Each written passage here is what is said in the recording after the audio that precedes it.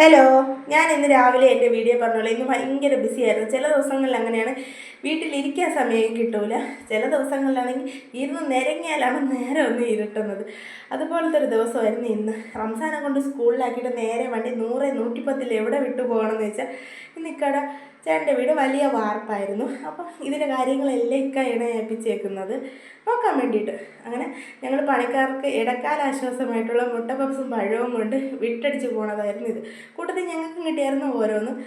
ഞങ്ങളവിടെ ഇരുന്ന് ചൊറിയും കുത്തി ഇരുന്നിരുന്നിരുന്ന് ഞാനിന്ന് ഭയങ്കര പ്ലാനിങ്ങിൽ കുടയൊക്കെ കൊണ്ടാണ് പോയത്. വെയിലാണെങ്കിൽ കുടയൊക്കെ പിടിച്ചിരിക്കുകയാണ്. പക്ഷേ അതിൻ്റെ ആവശ്യം വന്നില്ല.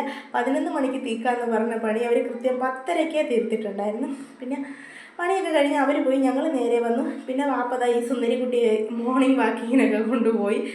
പിന്നെ ഞങ്ങൾ താഴെ കടയിൽ വന്നു. ചേട്ടത്തി ഐസ്ക്രീമും ചോക്ലേറ്റ്സൊക്കെ വാങ്ങിച്ച് പിള്ളേർക്ക് വാങ്ങിത്തന്നു. ചേട്ടത്തിയെ വീട്ടിൽ കൊണ്ടാക്കിയിട്ട് ഞങ്ങൾ നേരെ റംസാൻ്റെ സ്കൂളിൽ തന്നെ വീണ്ടും തിരിച്ചു വന്നു. ഫീസൊക്കെ അടച്ചിട്ട് വീട്ടിൽ വന്നായിരുന്നു.